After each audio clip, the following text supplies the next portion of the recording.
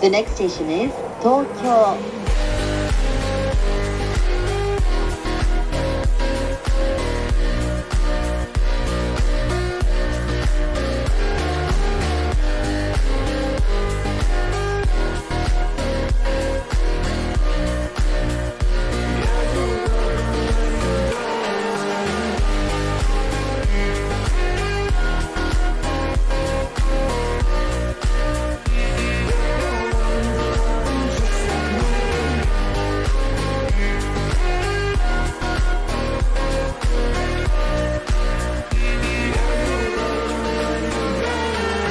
Tokiossa ollaan, mutta millä hinnalla? Kattokaa mun yöpaikkaa.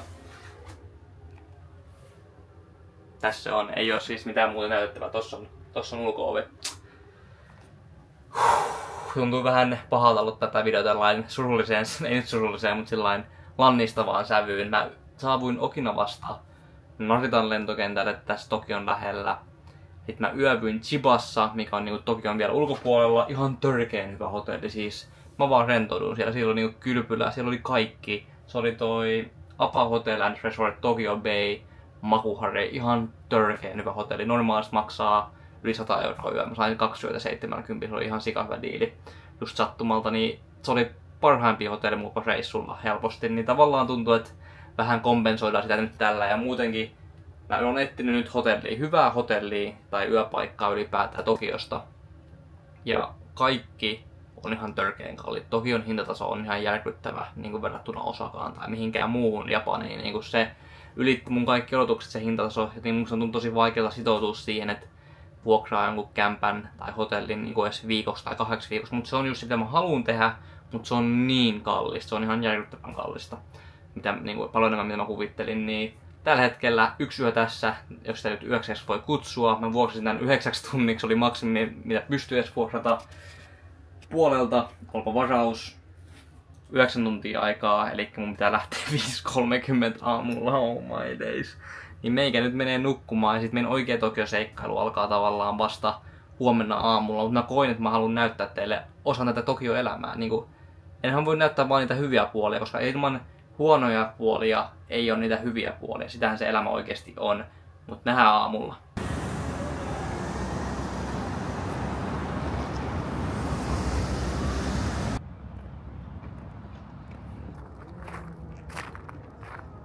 Tässä näette pääsillan tonne Tokion imperiaaliseen palatsiin. Ja toi on auki tosiaan 2 päivää vuodesta. Eka päivä on uuden vuoden juhlinnassa 2. tammikuuta. Ja toka päivä on keisarin syntymäpäivä. Ja tämänhetkisen keisarin syntymäpäivä on helmikuussa. Niin aika back to back pääsee tonne itse palatsin alueelle. Tietenkään itse palatsiin pääsee vaan kunnia ja juhlavieraat sinne palatsin sisäpihalle. Eli tuossa sillan yli tonne olevalle alueelle pääsee 2 kertaa vuodessa ihan niin kuin yleisö ja ihan niin kuin kuka vaan, niin kuin minäkin pääsisin, jos vaan olisin paikan päällä silloin, mutta nyt ei ole ihan se ajankohta. Aika tavallaan utopista ajatella, että tällä ison kaupungin keskellä on keisarin palatsi, missä asuu niin kuin tämänhetkinen keisari perheineen. Ei tässä on tämmönen tosi iso ja massiivinen puisto keskellä näin isoa kaupunkia.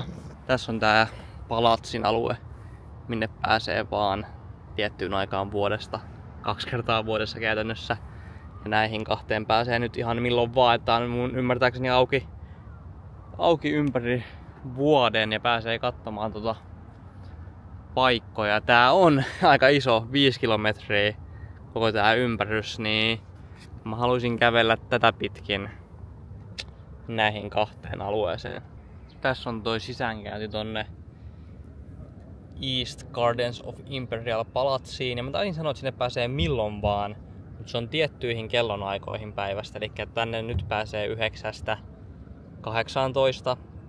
Eli tuossa tunnin päästä. Niin tässä tunnin ajan, mitäköhän sitä tekis? Varmaan pakko loginnaa ja katsella vähän yöpaikkoja. Se voisi olla ihan hyvä suunnitelma. Tässä juoksee koko ajan niin kuin tämän alueen ympärillä juoksijoita. Tosi suosittu juoksijoiden spotti.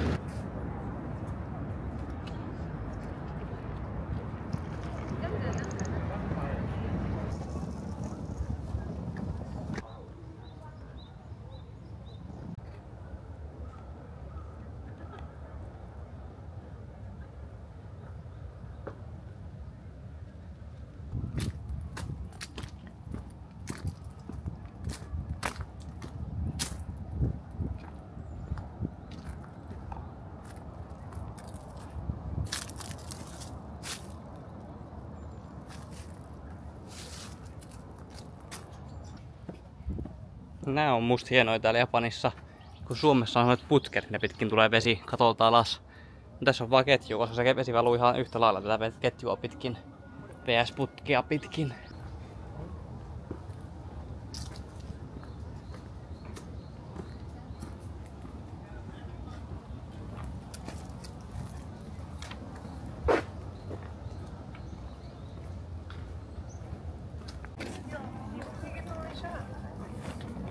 Tuossa meidän takana näkyy päätornin pohja.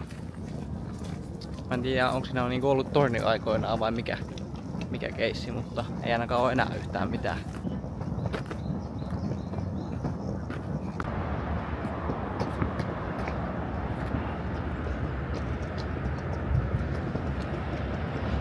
Mä oon huomannut täällä Japanissa ollessa, että mä oon paljon nälkäisempi kuin mitä mä olin Suomessa. Ja sit mulla tulee nälkä yhtäkkiä, kun ei mä Suomessa ikin koe nälkää. Mä oon kokenut semmoista samanlaista nälkää, mitä mä täällä oon kokenut niin päivät pitkät.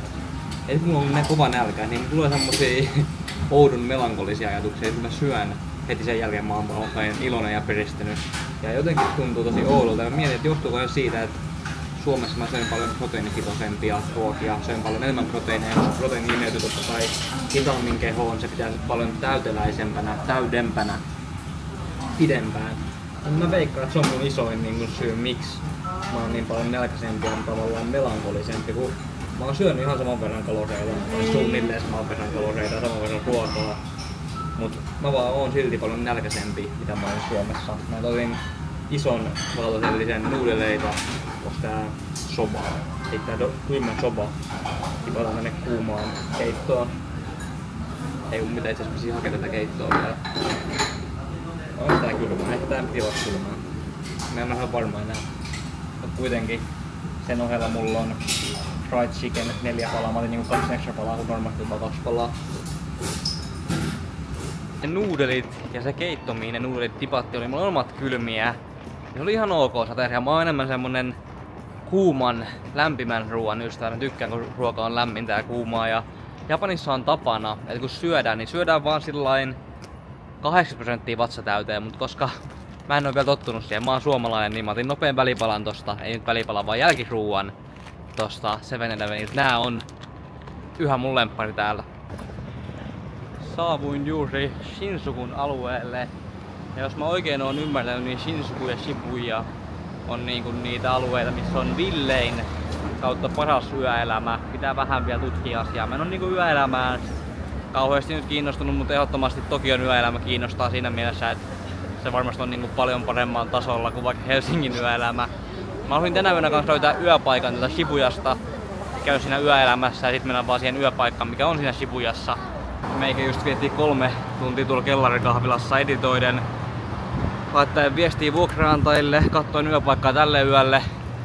Sain kaiken tehtyä. Nyt on kämppä, nyt on tälle illalle yöpaikka ja nyt on video ladattu YouTubeen. Ja täällä on jopa saanut vettä. Täällä on maa ihan märkänä. Huhhuh. Otti henkeä. Tuossa oli vaan portaat tää matkalla, kuinka tää painaa melkein 20 kiloa. Nyt suuntaan hotellille ja lähdetään oikeesti illan viettoon.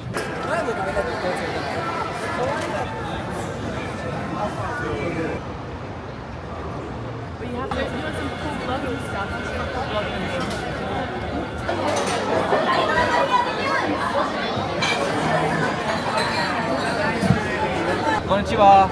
Hello. What's your name? Aki. Aki. Aoi. Aki to Aoi. Aoi. Hi, hi. Nice to meet you. Nice to meet you.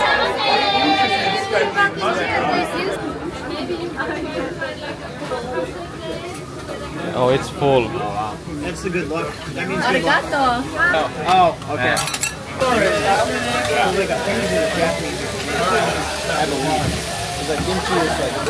Come on, wait a minute. That one looks a bit pink. With chicken. No, you go for it. Take one for the team. It's good, it's good.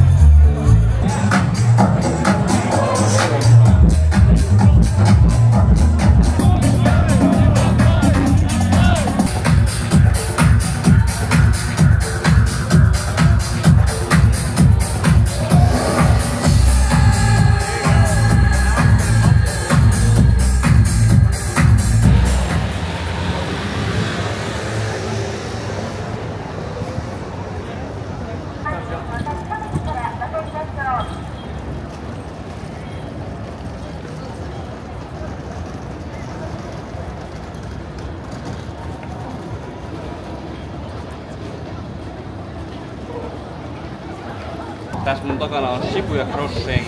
Ja näitte sen varmasti jo vähän siitä eilen illalla, kun me tosiaan ylitettiin tää useamman kerran tää Shibuya Crossing. Mut se oli vähän niinku pettymys mun mielestä. Se vaikuttaa somessa tosi isolta, niinku massiiviselta, mutta se ei oikeesti oo. Ja totta kai eilen illalla se näytti vähän pettymykseltä, kun ei ollut ihmisiä. Mut nyt on ihmisiä, niin en mä tiedä, onko sitä mitään muuta siistiä, kun että siinä oli paljon ihmisiä.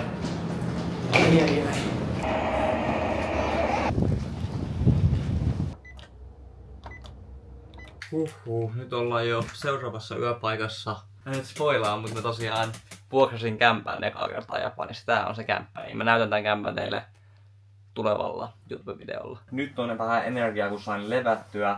Tuntuu ihan sikahyvältä, että on paikka, mitä voin kutsua kodiksi seuraavan kuukauden ajan. Mä voin purkaa mun matkalaukun, mitä mä just oon tässä tekemässä.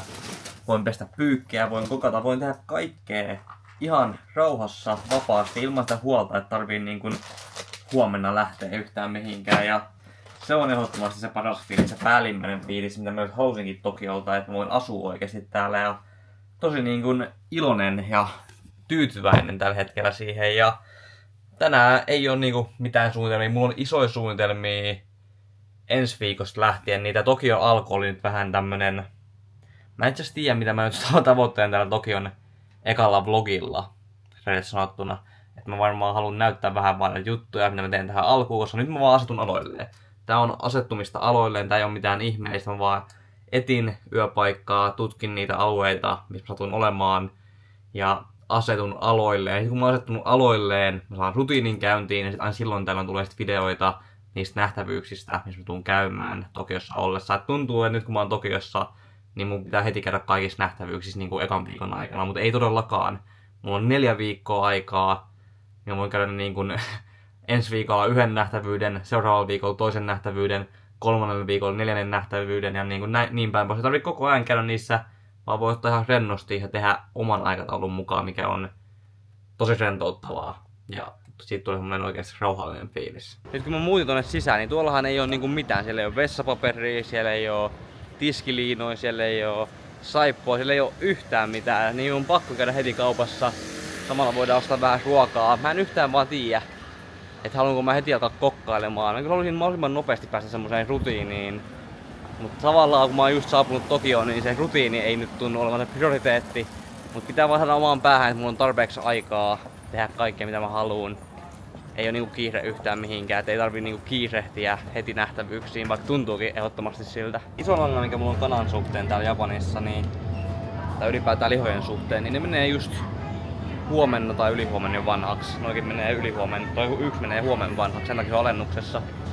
Mutta ne menee niinku ihan sikanopeasti vanhaksi, niin ei voi ostaa niinku viikoksi ruokaa, kun Suomessa voi helposti ostaa usein. Ja myös pakataan eri tavalla, on pakattu tollain muoviin, kuplamuoviin vähän niinku. Niin ne kestää pidempään Suomessa, kun on pakattu ilmatiiviimmin, mikä on niinku tosi nice, kun mä en tykkää kauhean usein käydä kaupassa. Mut jotenkin Japanissa, kun on ulkomailla, niin tykkää kyllä käydä ihan eri tavalla kaupassa, kun on niin uutta ja se ei ole semmoista rutiininomaista tietenkään. Voidaan hyvillä mielin nappaa tää isoin, kun tietää, että tulee käytettyä karkkivalikoima aina niin erilainen. Mä haluaisin ihan sikana. Mä olen imoinut nyt monta päivää, monta viikkoa jopa irtokarkkeja, mutta niitä ei oo siis. Varmasti löytyy jostain, varmasti löytyy jostain päin Tokioon, mutta en ole niinku ruokakaupasta tietenkään löytänyt. Nää kanssa näyttää aika hyviltä, niin voisin ottaa nyt vihdoin testiin jonkun näistä. Sitten itse kodin tarvikkeisiin. Näitä en ole nyt hetkeen ostanut ollenkaan. Varmaan vessapaperilla aloitetaan. Koska löytää jotain semilaaduasta, on vähän kyllästynyt noihin hotellin vessapapereihin. Kumpikohan on parempi, ne on ihan saman hintaisia. Tarviinkohan mä muuta? Mulla on nyt pyykinpesuainetta, tiskiainetta, rättejä, käsisaippua, vessapaperia. Tommosia ihan perus, niin voiko olla, että joku vielä puuttuu. Joku talouspaperi voisi olla ihan ok, mutta en mä tiedä, onko se välttämätön. Meikä on menossa salainen eksperimentti menossa, että aina kun mä näen hyvännäköisen donitsin, niin mun on pakko testaa sitä ja selvittää, onko se paras donitsi Japanissa vai ei. Tässä kotimatkalla näyttää olevan mun takana tällä hetkellä aika suosittu ravintola. Siinä oli pitkä jono, kun mä tulin kauppaan, nyt on yhden pitkä jono, pidempi kuin silloin, niin ehdottomasti käydään jossain vaiheessa tsekkaa sekin. Mun on ilmeisesti lukita tuon ulko-oven, kun mä lähdin, mut ei ainakaan mitään lähtenyt kävelemään, niin kaikki hyvin. Nyt on ruokatarvikkeet, nää maksoi noin 30 €, tässä nyt ei ollut ruokaa itsessään kauheasti. Tässä oli just ehkä 8 päiväksi tälle ja huomiselle just ruokaa, jos ei sitäkään. Mut pääosin nyt oli vaan näitä tiskiaineita ja tämmöstä, niin sen takia oli 30 €. Ei nyt kauhean paha, aika perus. Tänään on nyt meikäläisen 4. päivä Tokiossa. Vähän on vielä totuttelua tähän omaan asuntoon, muutama juttu puuttuu. Eilinen meni aika lailla sisällä, koska oli sateinen päivä, niin oli loistava mahdollisuus käyttää se vaan editointiin ja rentoutumisen siinä ohella. Ja nyt vihdoin taas päästään aktiviteettien pariin. Mä en ole ollut vielä kauhean pitkään Tokiossa, mutta pikkuhiljaa alan oppimaan, kuinka paha tää metrotilanne täällä oikeesti on.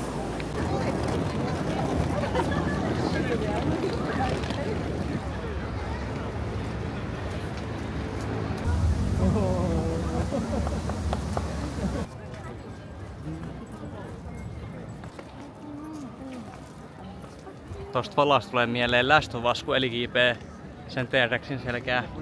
Tässä nyt on 2 museoa. National Museum of Nature and Science.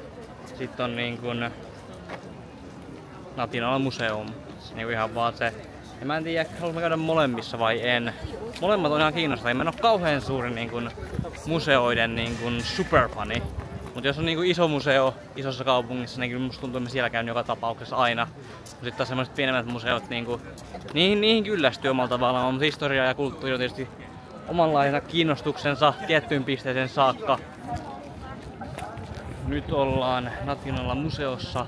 Siis täällä on ihan törkeen kuuma yhtäkkiä. En ajatellut, että 21 astetta olisi näin kuuma. Täällä Tokion päädyssä. Siis 21. Ei oo sillain kuuma, mutta nyt on tosi kuuma. Täällä on semmonen kostee, lämmin ilmasto niin sanotusti, niin tuntuu ihan törkeen kuumalta. Aloitetaan Asian Gallerystä.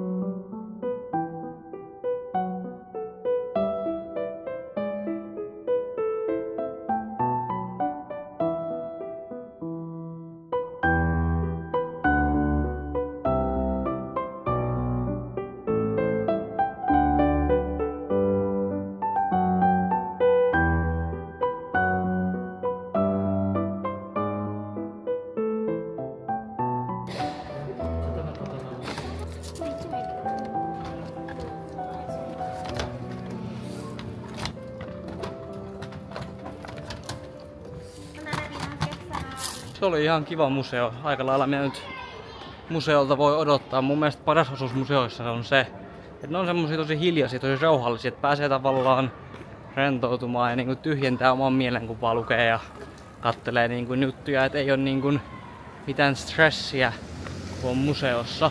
Et voi vaan olla vaan ja rentoutuu. Nyt meikällä on tässä edessä. Mä päätin, että mä kävelen, koska paras tapa nähdä kaupunkia on kävellä sen läpi, on olla osa sitä kaupunkia, on jutella niille paikallisilla, kulkee ne teitä, mitä nekin kulkee, niin päin pois. Mä nyt kävelen tonne mun seuraavaan kohteeseen ja sinne kävelee 42 minuuttia ja mulla on 45 minuuttia suunnilleen aikaa, niin menee aika tiukille, mut en mä tiedä, jos mä myöhästyn, niin mä vaan on sillä, että sori mä myöhästyin ja selitän tilanteen ja enkä mä pääs silti sisään, ei oo niin diippiä loppujen lopuksi. Tuolla näkyykin on meidän kohde, näyttää ihan hullulta. Voitte kommentoida alas, jos tiedätte mikä toi on.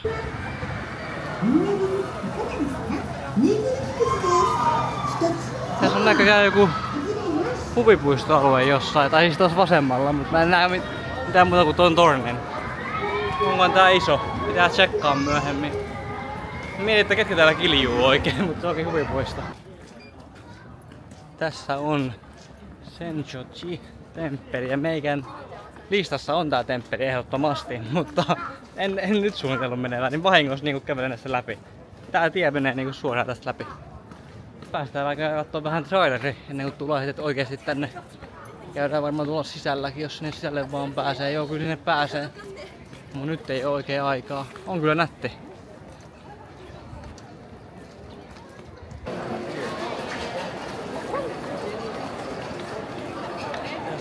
Tässä on tää... Tää on savu.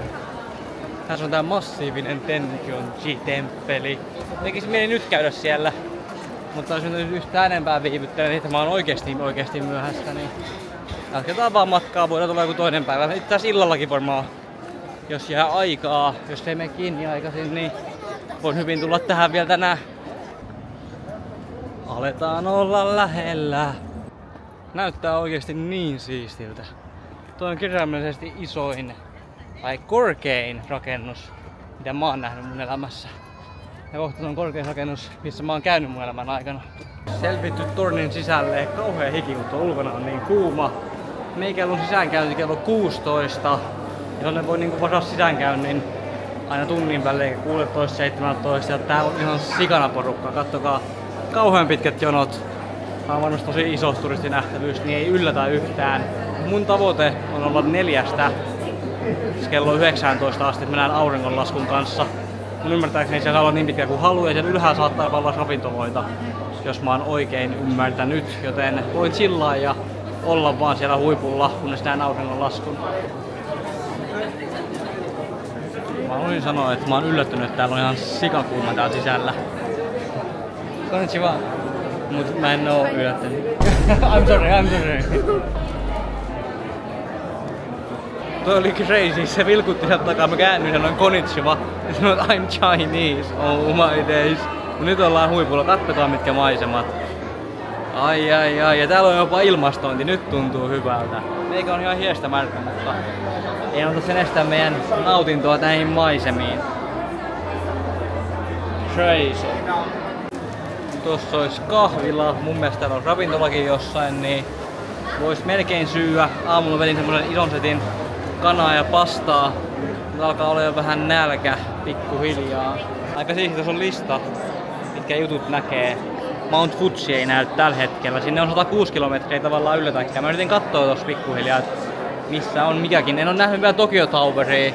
Siihen on vaan 8 kilsaa, sen pitäisi kyllä ehdottomasti näkyä, mut en oo spotannut vielä sitä. Tää kerros on 345 metriä. Toi missä mä olin äsken on 350 metriä korkea. Tässä on vielä 340 metriä korkea kerros. Ei on 450 metriä korkea, minkä mä saisin tän vikaksi. Koska jos sinne ylös menee ja tulee takas alas, niin sinne ylös ei enää pääse. Ja mä haluan mennä silloin sinne, kun aurinko laskee. Ja mä säästän sen nyt vähän viimeiseksi. Käydään kattoo nämä muut kerrokset nyt tässä välissä. Meikä tilas Chocoreto keeki, eli suklaakakku. Maksoi 4 €, et ihan sika kallis totta kai. Ja jonotin jonkun 20 minuuttia. Mut en mä nyt tän suklaakakun takia täällä oo, vaan näiden maisemien takia. Ja kerran elämässähän me vaan ollaan 340 metrin korkeudessa syömässä suklaakakkua. Tää on hyvä keet. Se on ihan bonus.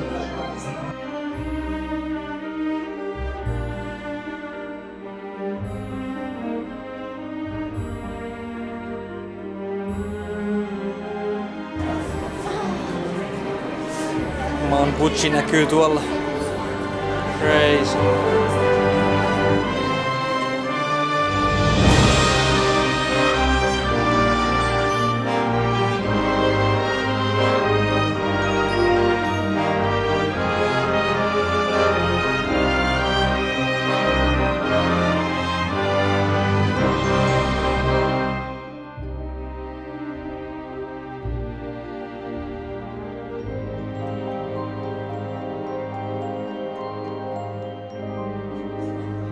Yksi mun tavoitteista täällä Japanissa oli löytää suomalaisia.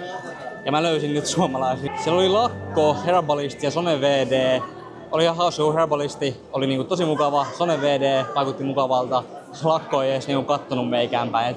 Olisi tuntunut vähän pahalta, jos olisin Lakko superfani. En nyt näyttänyt heitä videolla, kun kysyin Herbalistilta, että onko Shoko näyt blogilla lomalla, niin ei mieluusti. Niin kunnioitetaan mukavan Herbalistin pyyntöä. Nyt meikä alkaa pikkuhiljaa lähteä täältä vielä viime hetken maisemaan nautinnot ja sitten lähdetään vetää. Toi jono tuolta ylhäältä alas oli ihan...